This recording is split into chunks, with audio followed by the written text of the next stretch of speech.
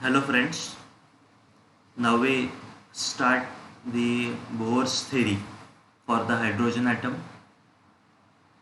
The Bohr's theory for hydrogen atom gives the three postulates, and that three postulates we already studied. The first postulate is the centripetal force equals to electrostatic force. Centripetal force is given by formula mv square by r, and the electrostatic force is given by formula 1 upon 4 pi epsilon ze square divided by r square. This is the mathematical form of the Bohr's first postulate.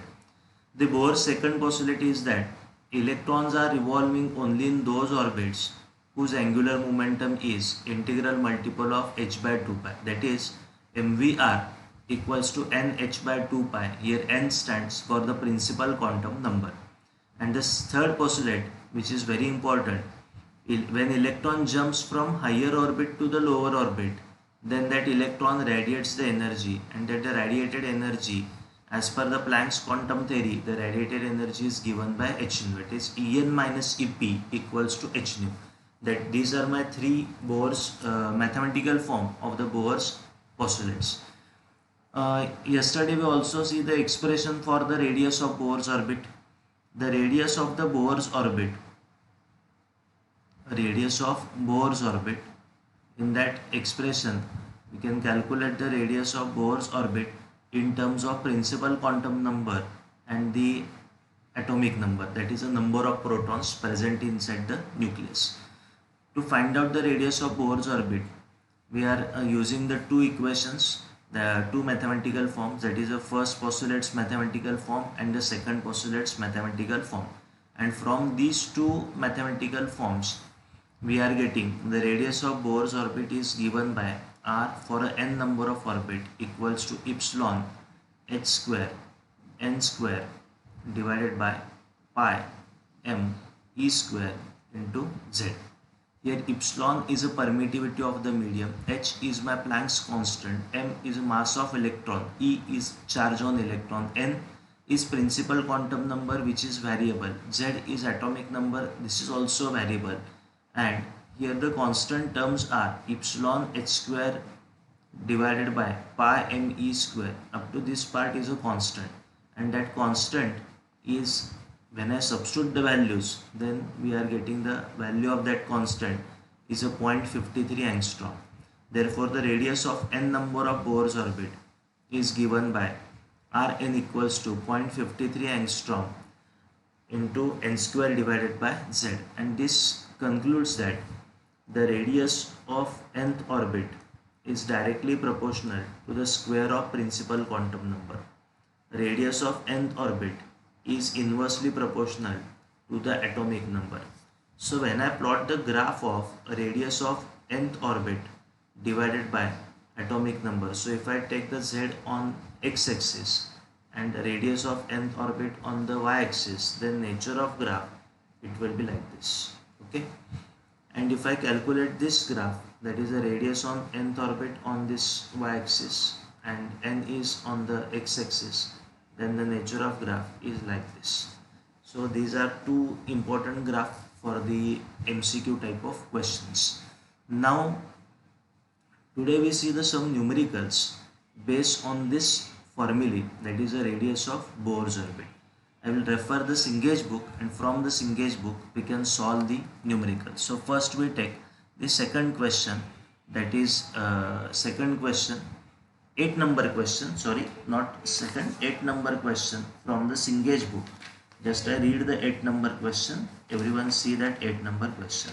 The 8 number question is that the minimum orbital angular momentum of electron in a hydrogen atom is minimum, 8 number question, minimum orbital angular momentum, minimum orbital angular momentum. We have to find out the value of that angular momentum, that we have to find out. Here we can use the Bohr's second postulate. Second postulate gives the angular momentum is given by formula mvr. Now when I get its value is a minimum, the angular momentum is given by formula nh divided by 2 pi. H is my Planck's constant, its value is the same. 2 pi, that is also a constant. So h by 2 pi, h divided by 2 pi, its power becomes 10 raised to minus 34, 1 point something into 10 raised to minus 34. So this angular momentum is minimum only when the value of n is minimum. And the minimum value of n, that is the minimum value of principal quantum number, is for 1. Therefore, my minimum angular momentum is given by, if I take the value of n as a 1, that is a h divided by 2 pi.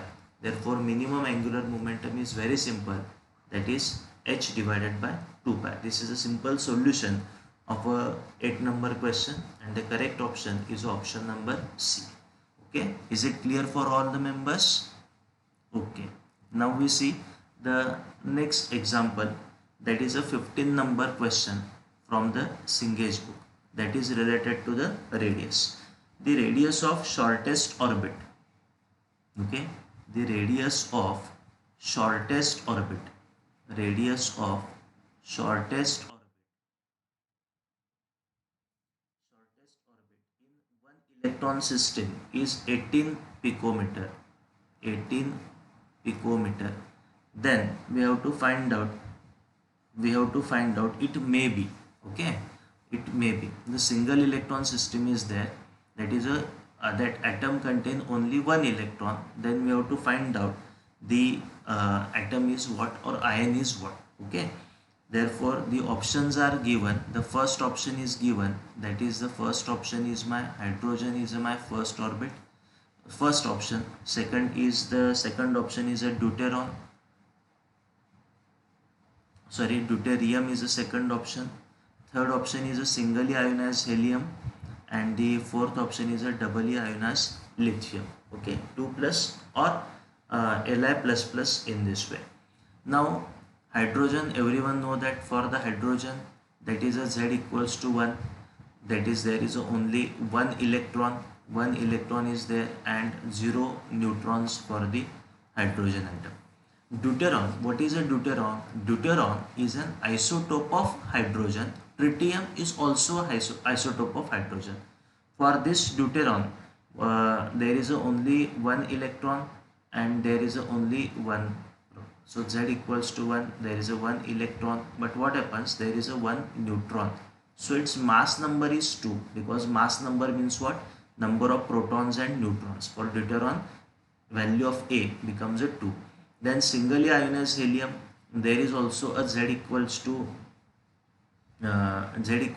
2. Then here and the lithium 2 plus, here the Z equals to 3. Now we find out what is the value of Z for the 18 picometer, and the orbit is a shortest orbit. If I say that the orbit is a shortest orbit, if I say shortest orbit, means it will be very simple. Shortest orbit means my principal quantum number is a 1. So I use the formula for the radius. The radius is given by the radius of nth orbit, but here value of n is a 1. Or general formula is 0.53 angstrom, okay, multiplied by n square divided by z.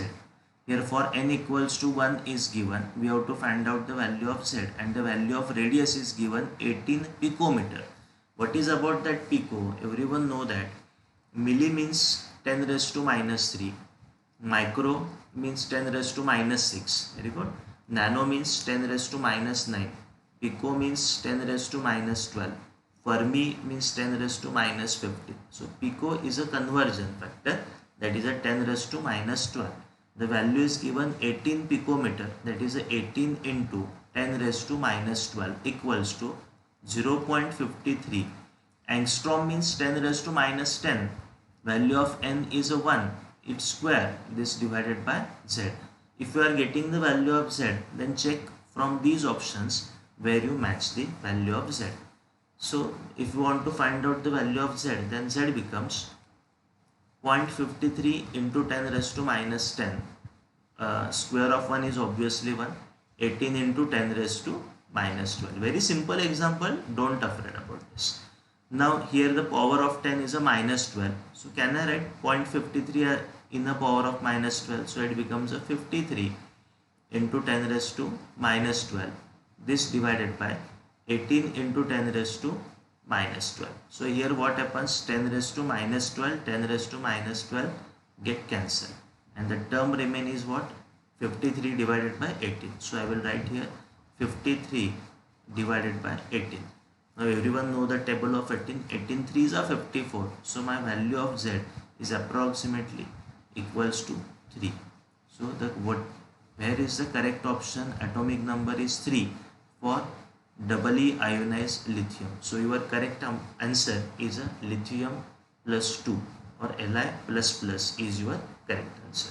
Hope everyone getting the solution of this question. Yes? Okay. Now we see the next example.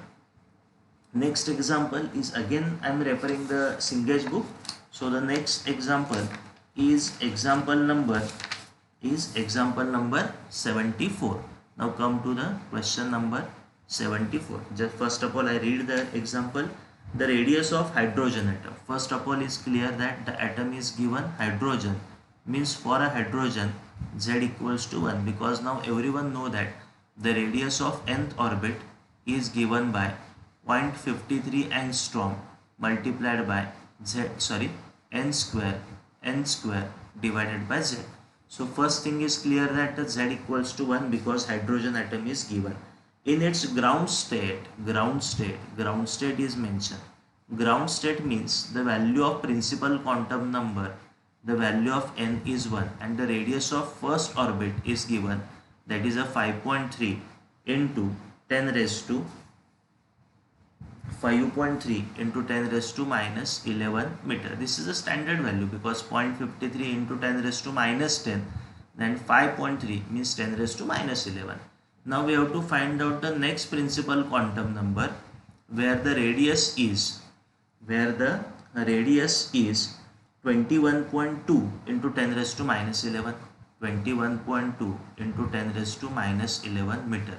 We have to find out the corresponding value of n dash.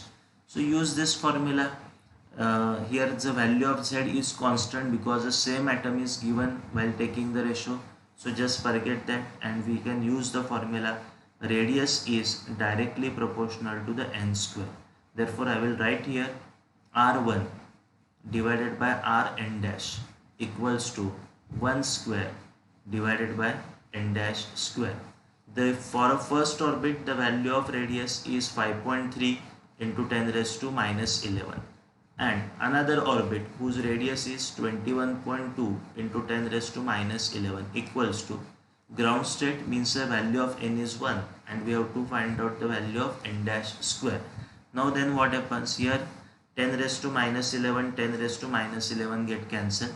The term remain is 5.3 divided by 21.2 equals to 1 divided by n dash square.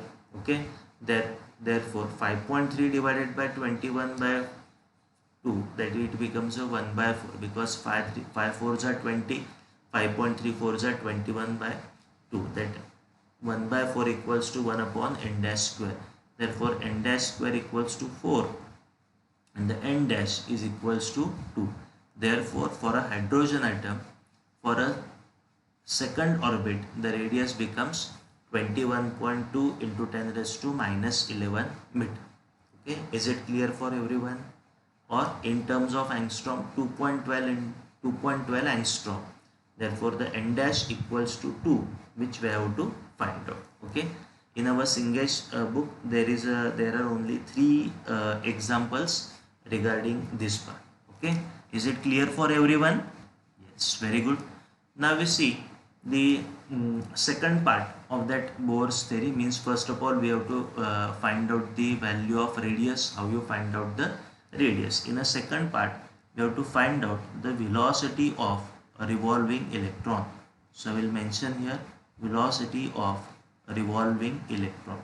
Now the velocity of revolving electron is always in a power of 10 raised to 6. First of all remember the power of 10. Okay, there are the 3 postulates, that is the mv square divided by r equals to 1 upon 4 pi epsilon, okay, ze square divided by r square. Second postulate is mvr equals to nh divided by 2 pi. Third postulate is regarding the energy, that is En minus Ep equals to h nu. Now when we have to find out the velocity of revolving electron, then which postulate is useful? Third postulate is not useful. The here, because in a third postulate there is a no any term related to velocity, but in first and second postulate the velocity term is present. So which is easy to calculate?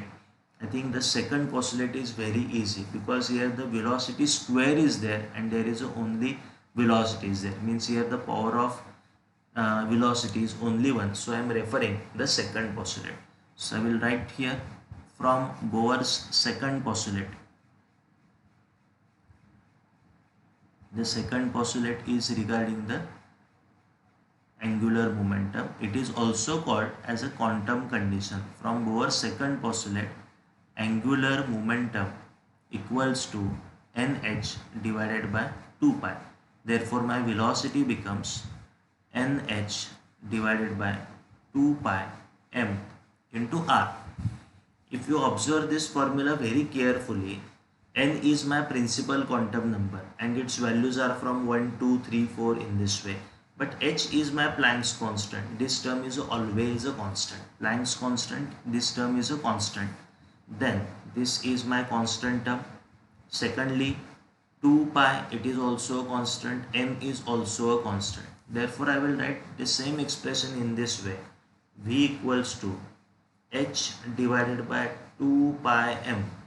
Okay, these are my bracketed term is a constant multiplied by n divided by r.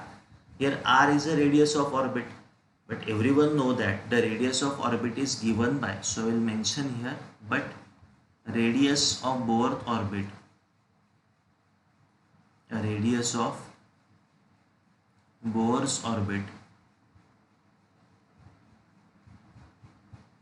is given by, that is a r equals to, it is very simple, epsilon h square n square divided by pi m e square into z.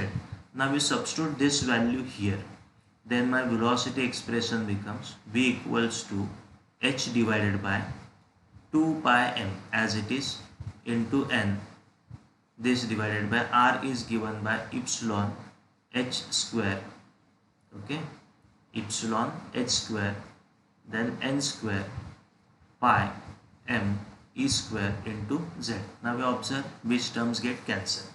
First of all, h get cancelled, sorry, pi get cancelled, m get cancelled, then here n is there and here n square, so one end get cancelled, h get cancelled, so the term remaining is v equals to e square divided by 2 as it is, epsilon as it is, h as it is, okay, into z divided by n. If you calculate the bracketed terms, because E is my charge on electron, epsilon is my permittivity of the medium, and H is my Planck's constant. If I substitute the values of all the terms, then that value becomes 2.2 into 10 raised to 6. So my next step becomes the velocity of revolving electron for a nth orbit is given by, this term is a 2.2 into 10 raised to 6 multiplied by z divided by n. So velocity of nth orbit is 2.2 into 10 raised to 6 z divided by n, and obviously the velocity is in terms of meter per second, or in another way we conclude that the velocity is directly proportional to the atomic number and the velocity is inversely proportional to the principal quantum number. So if you see the graph, suppose if I take the velocity on y-axis and the atomic number on z-axis, it is a directly proportional. So nature of graph is straight line passing through origin, and the velocity and n, that is inversely proportional. So velocity and n, the nature of graph, it will be like this. Okay, this is very important, and everyone remember this trick only for the MCQ type of question.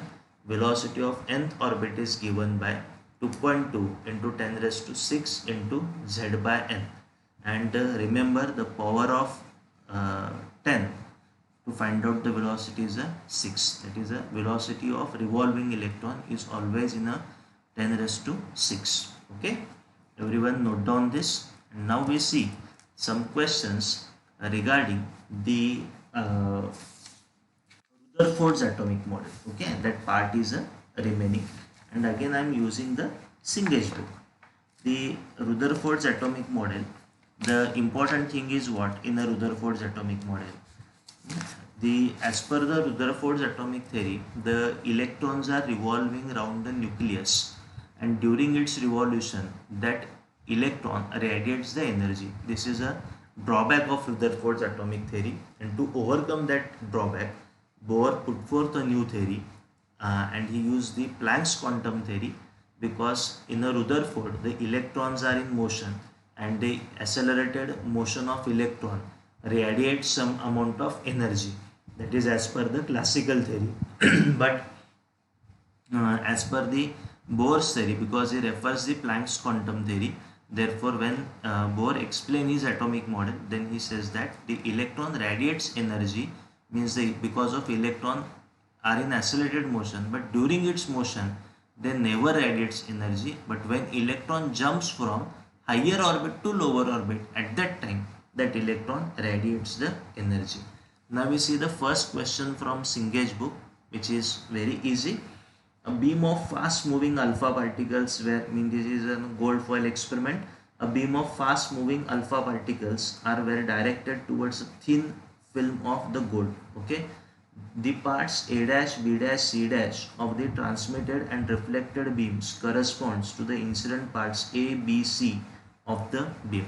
Suppose this is a one gold film.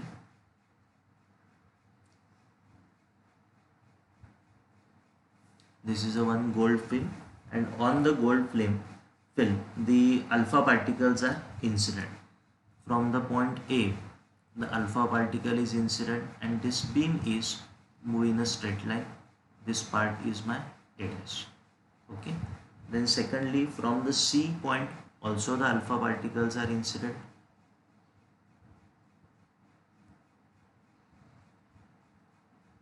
This is a C dash. Okay. From B the alpha particles are incident. From B also the alpha particles are incident. Suppose this point is a B, the alpha particle is incident, and it will be reflected back.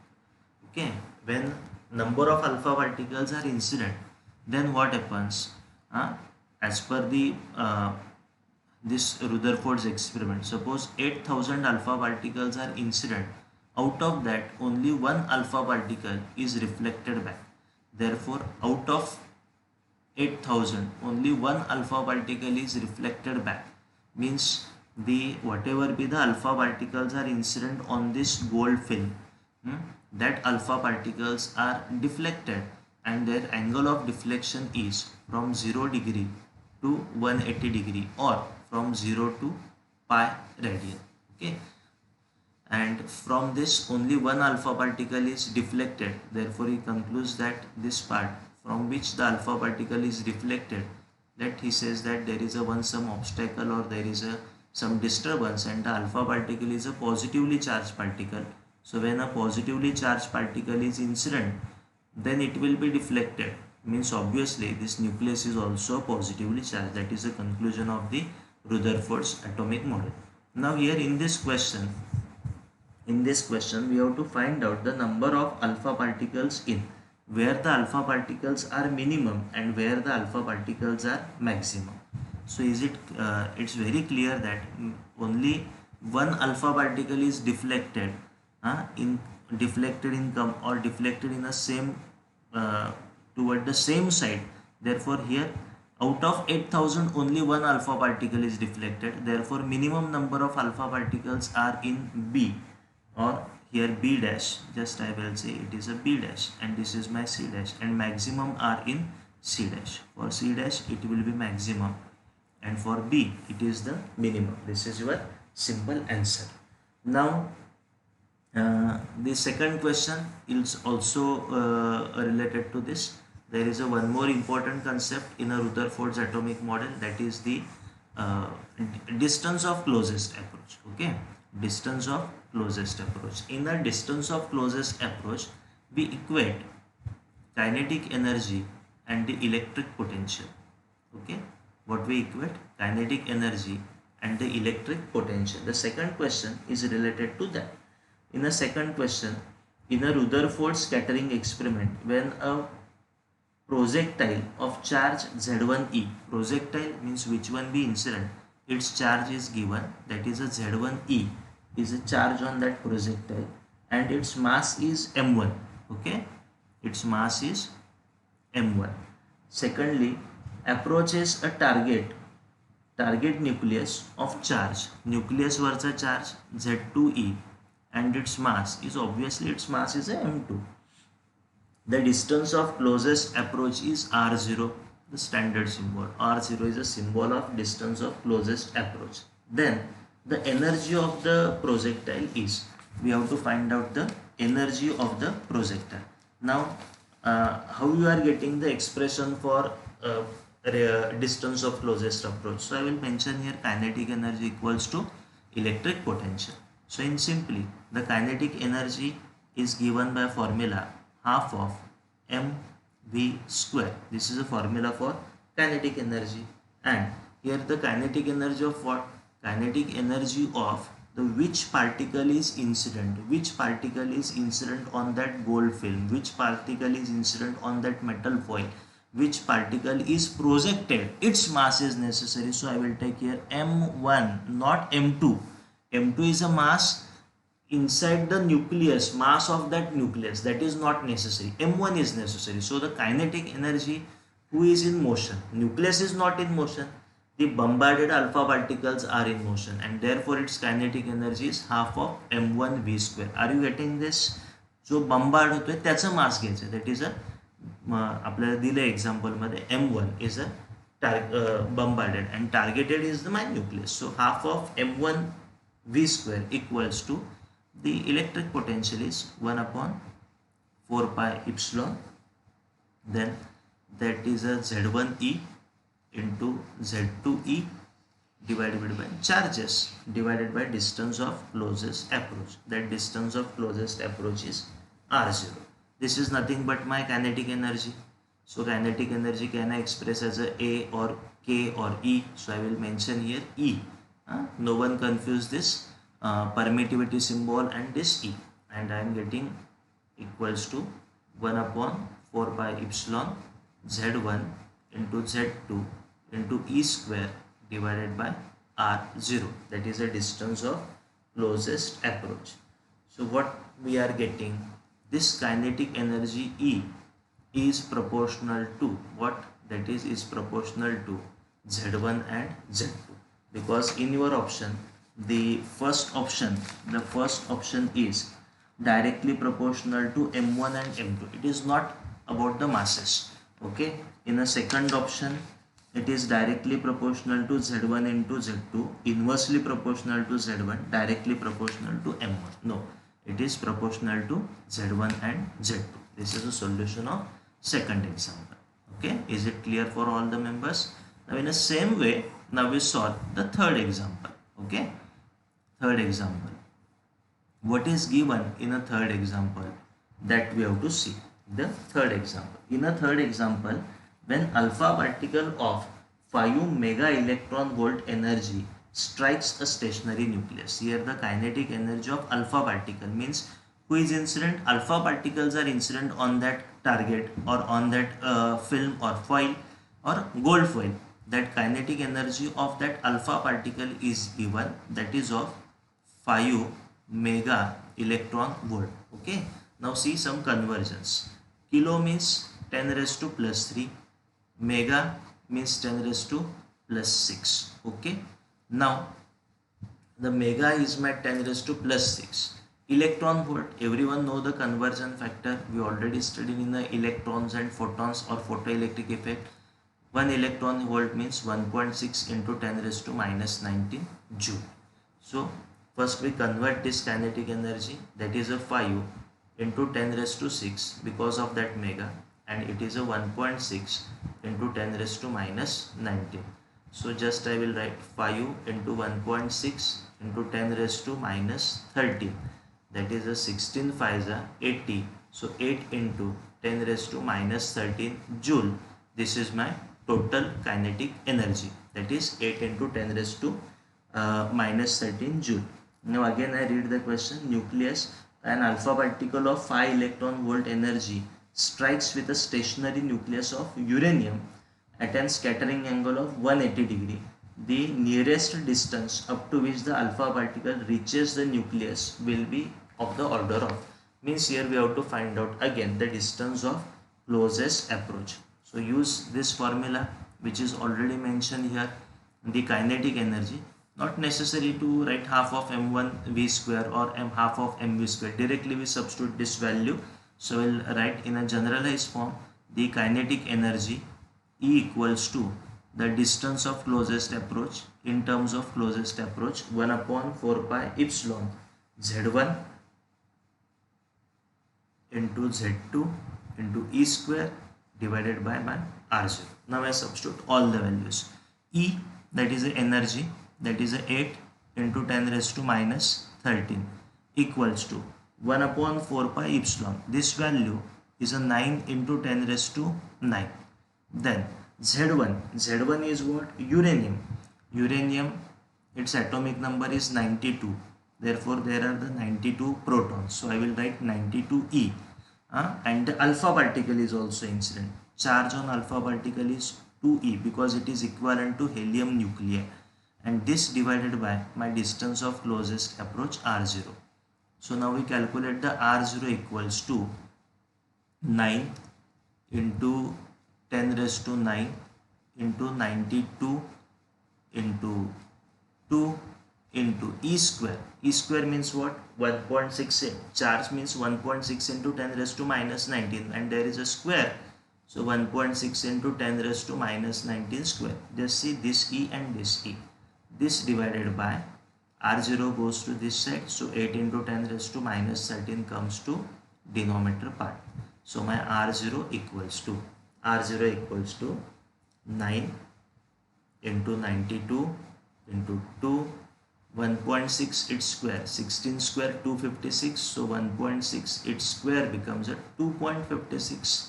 So I will write here 2.56. 10 raised to minus 19 its square, that is a 10 raised to minus 38, and this 10 raised to plus 9. So 30 minus 38 plus 9. So it becomes a 10 raised to minus 29. And denominator, in the denominator there is a 10 raised to minus 13. This 10 raised to minus 13 comes to uppermost side. So it becomes a plus 13. So I will directly written here plus 13. So the total final power is minus, it is a 16. So I will directly write into 10 raised to minus 16. This divided by 8. Now it will be easy for us. So make these calculations. 9 2s are 18. Okay, so 18 into 92 into 2.56. This divided by 8 into 10 raised to minus 16. Now we come to our solution part. From the powers it's possible to you or not, that we have to find out. The options are given: 1 angstrom, minus 10 centimeter, minus 12 centimeter, and the minus 15 centimeter. Okay, but the stand means the distance of closest approach is measured always in terms of angstrom, but the options are given in terms of centimeter. So first of all we convert all that options centimeter to meters, so we get one idea. The first option is about 1 angstrom, means it is about 10 raised to minus 10. The second option is 10 raised to minus 10 centimeter. Everyone see 10 raised to minus 10 centimeter. Centimeter means 10 raised to minus 2 meter. So it becomes a 10 raised to minus 12 meter. Second is minus 12 centimeter. 10 raised to minus 12 centimeter, means it becomes a 10 raised to minus 14 meter. And second is a 10 raised to minus 15 centimeter, then it becomes a 10 raised to minus 17 meter. From these we have to select the correct option. These are my A, B, C, D part. Okay, see the remaining part I will show here with a different color, so we are not confused. So see that part here, the calculations part. Okay, not difficult. 18, 92. Okay, everyone, if you know the table of 8, then it will be very easy. Okay, 8 ones are 8, 8 ones are 8, then 8 threes are 24, 8 twos are 16. Okay, the term becomes 18 into 92 into 0.32. 0.32 means, can I write in this way? 18 into 92 into 32 into 10 raised to, instead of 16, can I write it is a minus 18? Okay, just check simply. 9 threes are 27. So 92 into 32, it becomes or 90 into 30, just we see 90 into 30 into 20 for approximation only. 1, 2, 3, there are 3 zeros. This as it is 10 raised to minus 18. Okay, into 10 raised to minus 18. 9 threes are 27, 27 twos are 54. Now cancel these 3, it becomes a 54 into 10 raised to minus 15. 54 into 10 raised to minus 15. Then 3 are get cancelled. Then we check what is the exact answer, and the exact answer is 5.4. Okay, into 10 raised to minus of 14.